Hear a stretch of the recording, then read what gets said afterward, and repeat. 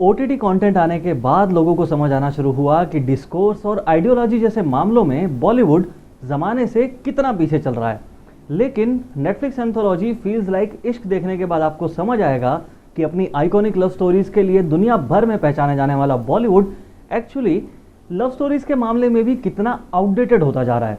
लेकिन ये इश्क विश्क वाला कंटेंट देखते टाइम सबसे बड़ा सवाल एक ही होता है कि भाई कितना क्यूटनेस ओवरलोड होता है और कितना थोड़ा ज़्यादा क्यूट।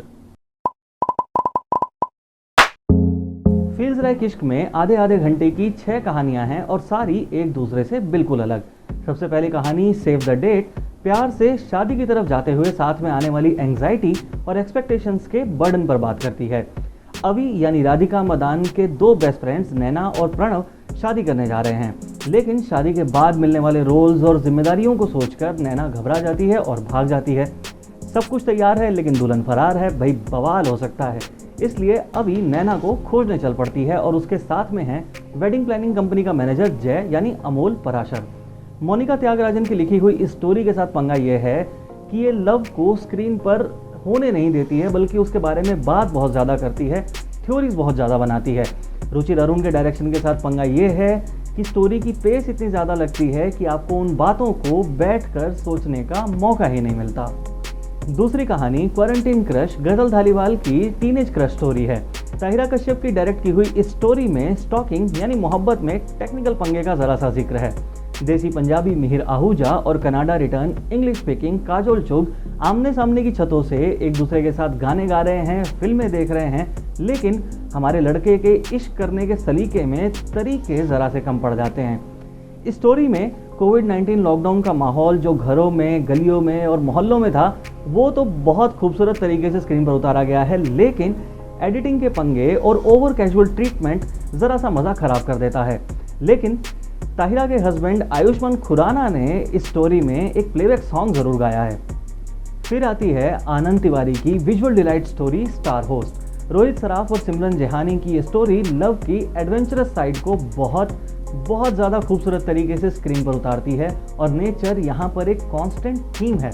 सौरभ जॉर्ज की लिखी इस कहानी से इस एंथोलॉजी में प्यार का माहौल सही मायने में आराम से सेट होना शुरू हो जाता है। सुलग्ना चैटर्जी की लिखी और दानिश असलम की directed she loves me not love को एक अलग लेवल पर ले जाती है।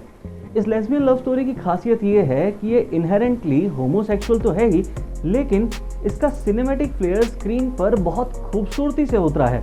ऐसी स्टोरीज के सोशल एक्सेप्टेंस के लिए सोशल चेंज तो ज़रूरी है ही, लेकिन ये स्टोरी दिखाती है कि सोशल चेंज की एडेड रिस्पॉन्सिबिलिटी हटते ही ऐसी स्टोरीज बॉलीवुड छाप स्ट्रेट लव स्टोरीज से कितनी बेहतर हो जाती हैं और उनमें सेम सेक्स रिलेशनशिप्स की एंग्जाइटी पर बात करने का एक दरवाज़ा खुलता है। संजीता भट्टाचार्य और सबा आज़ाद ने अपनी परफॉर्मेंस से मात्र 30 मिनट में इस स्टोरी को एक शानदार पीस ऑफ सिनेमा बना दिया है। 5वीं कहानी द इंटरव्यू केरला से जॉब के लिए मुंबई आए राजीव यानी नीरज माधव और उसी जॉब के लिए इंटरव्यू देने पहुंची शाहाना यानी ज़ेन मारी खान की कहानी है, जिसे जॉब मिलने के चांसेस राजीव से थोड़े से ज़्यादा हैं।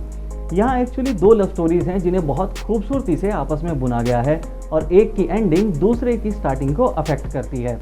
आरती रावल की लिखी और सचिन कुंदालकर की डायरेक्टेड इस स्टोरी में प्यार को उसकी प्री डिफाइंड बाउंड्रीज से कई बार बाहर जाकर एक्सप्लोर किया गया है और उसे एक नई डायमेंशन दी गई है। नीरज माधव, जिन्होंने द फैमिली मैन में मूसा का खूंखार कैरेक्टर प्ले किया था, उन्हें यहाँ पर मासूमियत भरा नुएंस्ड कैरेक्टर प्ले करते देखकर आपको उनसे इश्क हो जाएगा। जयदीप सरकार की लास्ट स्टोरी अपनी पिछली स्टोरी से काफ़ी अलग है, लेकिन रियलिज्म के काफ़ी करीब। सिर्फ रिबाउंड सेक्स का सोचकर कबीर यानी स्कंद ठाकुर यूनिवर्सिटी रिवोल्यूशनरी टाइप्स महर यानी तान्या मानिकतारा से मिले हैं, जिसने पहली ही डेट पर उन्हें एक प्रोटेस्ट में बुलाया है। And as usual these days protest goes wrong. उसके बाद पुलिस इस पूरी क्रांतिकारी गैंग को उठाकर शहर से बाहर छोड़ आती है।